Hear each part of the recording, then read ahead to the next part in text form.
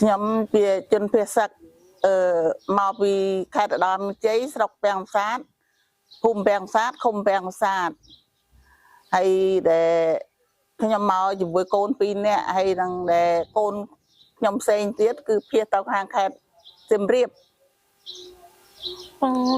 nhắm phía màu tăng từ ngày bánh làm bông màu nấu tép ôn nhắm màu dùng với côn côn sấy miền pram nèแต่ slap ម្នាក់ហើយតែហ៊ានtừភូមិភាគ4ចាក៏នៅភូមិភាគ4ខេត្តកូនខ្ញុំនៅខេត្តឧត្តរមានជ័យស្រុកពាំងសាទដែរតែគាត់ធ្វើទាហាននៅភូមិភាគ4តែឥឡូវគាត់ស្លាប់ហើយស្លាប់កាលពីខែ4ខ្ញុំមកស្នាក់នៅផ្ទះប្អូននៅភូមិតសូភូមិដំសូយ៉ាឃុំដំសូយ៉ាស្រុកត្រាំកក់ឃុំដំសូយ៉ាដែរអែតកែវថ្ងៃ20ហ៎ចឹងចា20ថ្ងៃហ៎ចឹងអត់បានគិតមើលថ្ងៃវាសោកស្ដាយនៅផ្ទះសបែងនៅនោះ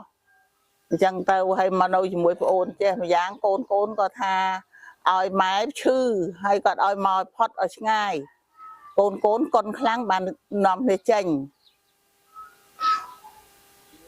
កូនខ្ញុំទៅចេញពីម្សិលមិញម្សិលថ្ងៃនេះដែរទេចេញមកនៅសៀមរាបហ្នឹងចាខ្ញុំខណ្ឌផ្ដាំផ្ញើទៅបងប្អូនជនភៀសសឹកទាំងអស់ប្រកាសតែកន្លែង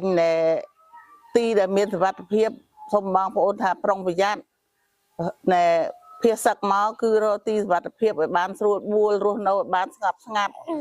និងមួយទៀតបើការកន្លែងរស់នៅអីវាមិនទាន់មានបញ្ហាអីខ្លាំងខ្លាទេសូមឲ្យបងប្អូនជាត្រង់សេត្រៀមនៅផ្ទះសម្បែងរបស់ខ្លួនឯងសិនចាខ្ញុំ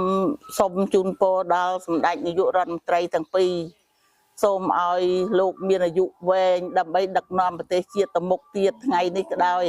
បើគ្មានរូបលោកទាំងពីរទេប្រទេសជាតិយើងក៏មិនបានមានសន្តិភាពដែរហើយដូច្នេះសូមឲ្យសម្ដេចទាំងពីរមានសេចក្តីសុខសេចក្តីចម្រើនហើយបានអាយុវែងដើម្បីដឹកនាំប្រទេសជាតិយើងតទៅមុខទៀតដឹកនាំកងទ័ព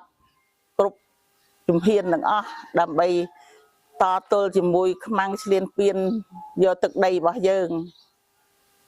ហើយនឹងសូមជូនពរដល់កងទ័ពដែលនៅខ្សែត្រៀមខាងមុខសូមឲ្យកងទ័ពមានសុវត្ថិភាពល្អហើយខំតស៊ូដើម្បីប្រទេសជាតិរបស់យើង